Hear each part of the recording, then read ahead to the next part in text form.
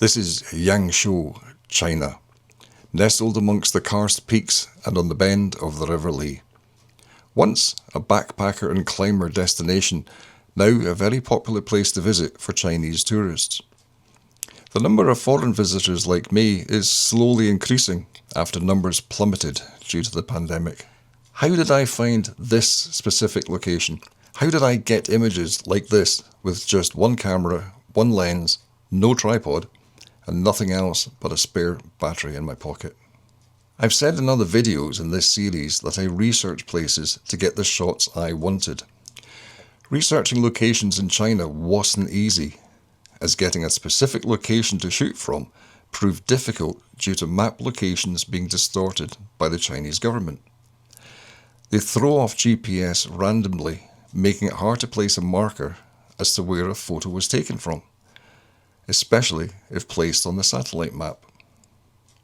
A feature that I have used a lot when researching areas elsewhere. I did have places in this area to go to pinned on my own Google map, taken from travel articles and tour adverts, but in Yangshuo itself, I was pretty much running blind.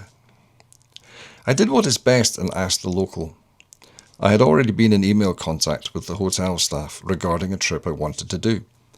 Unfortunately for me, that fell through, but they showed keenness to help me the best they could.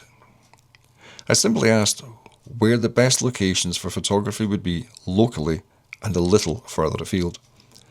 I was shown some places I already knew of, and those may feature in later episodes. But 2 bridges got pointed out to me for sunset and sunrise locations, something I wouldn't have thought of. A phone was brought out and images shown of views taken from these locations, and they looked amazing.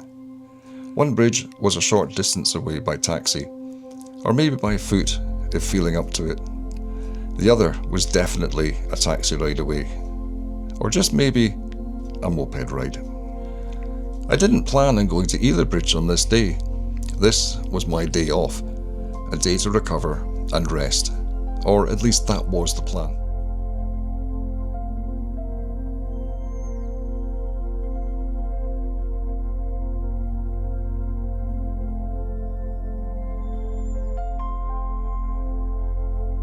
I walked the short distance into the town centre.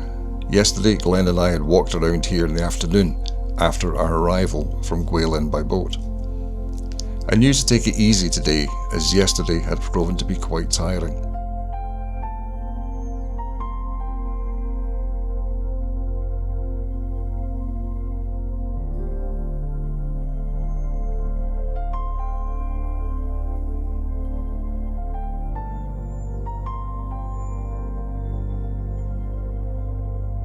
I walked short distances and looked for images, then moved on. Until that is, I got distracted. So I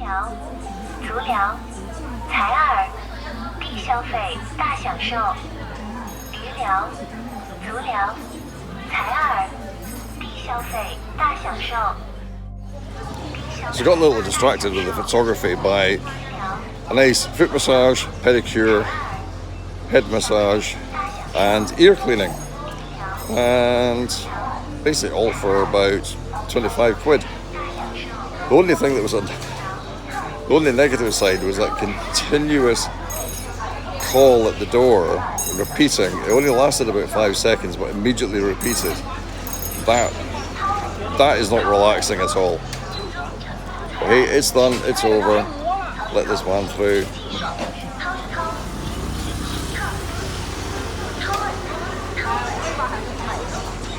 Back to doing some photography now. It was after this that I found myself eager to get more images, despite being on an off day. I checked my map and confirmed I was where the little blue dot said I was, which surprised me a lot. I decided to make my way to the nearer of the 2 bridges, 1.6 kilometers and a 29-minute walk according to Google.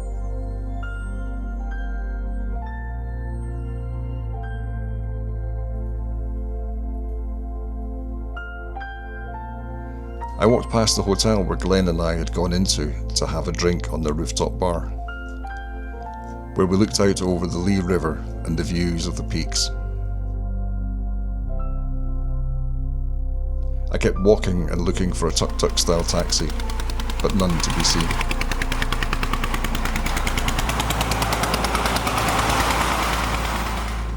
Soon, I found myself on the side of a busy main road, the road that crosses the bridge.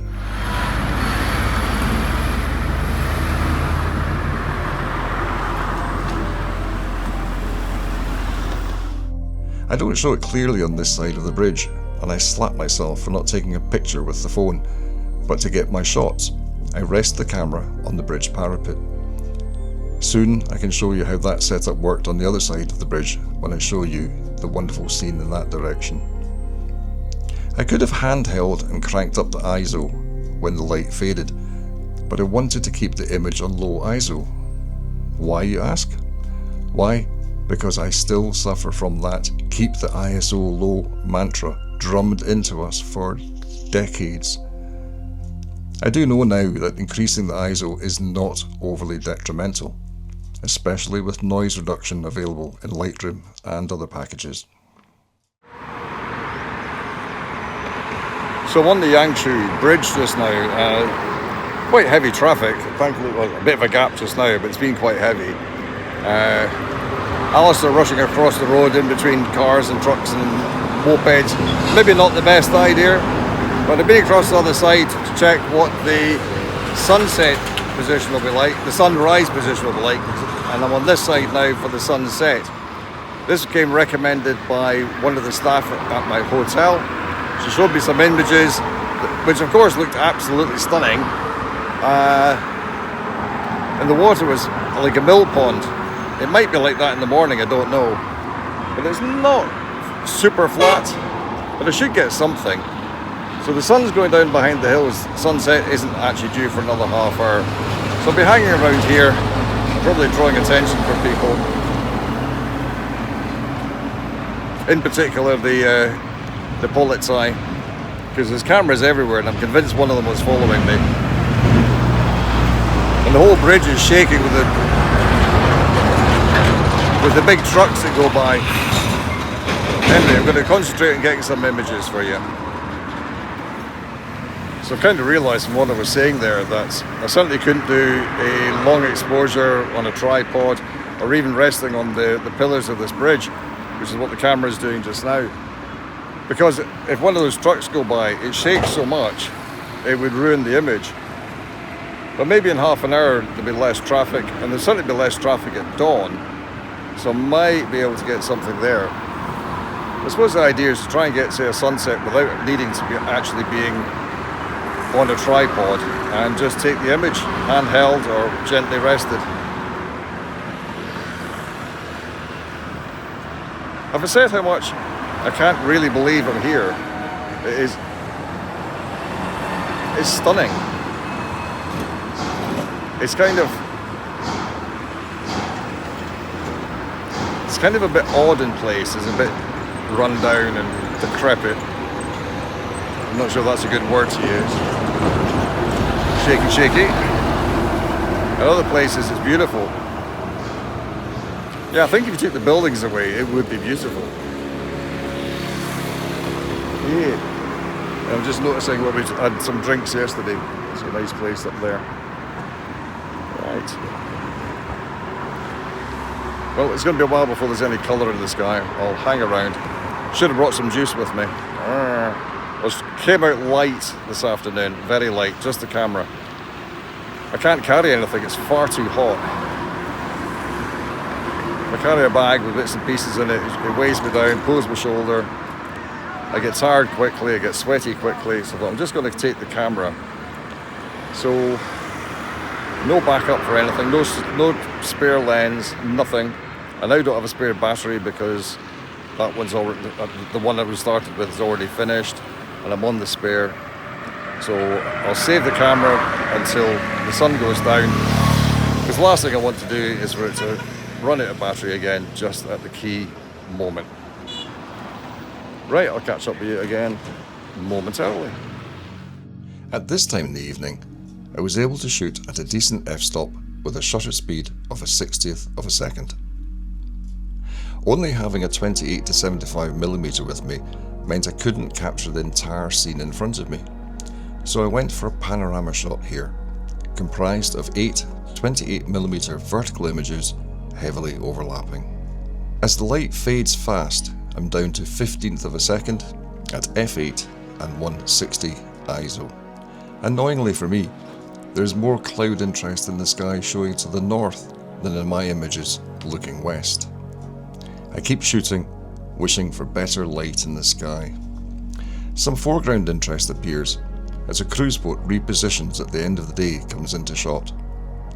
Running lights don't seem to be a thing here. The overall light is very low now, and the afterglow in the sky matching the lights of the buildings in intensity, which to me makes for a more pleasing image. But now I'm keen to see what's going on behind me and make a dash across the road between trucks and bikes. So I've taken my sunset picture looking that way. I'm now looking at the fog coming in this way.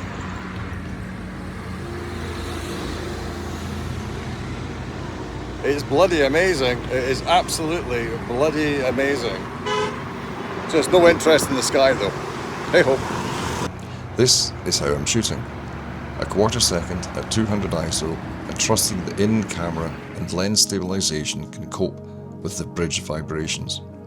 Yes, in hindsight, I could have handheld even at a quarter of a second. I know because I've done it before. The brief fog bank created by the change in temperature as the sun went down initially hangs over the water before moving over the land and dissipating. So for me, it was a dash back across the road for a final bluer image at f3.2 and a quarter second at 200 ISO.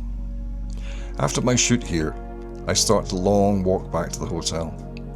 It's dark and the roads are still busy, but not with taxis.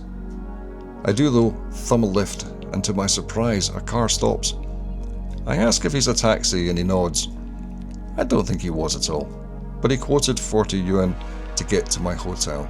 That's about £4. He chats a little on the way in broken English. He points out the tourist areas such as Walking Street. I honestly think he was just a helpful local, happy to make a few quid from a lost tourist. If you enjoyed this video and the photographs within, please hit the like button, and if you're not subscribed, please subscribe because it makes the world to me. Thank you. See you next time.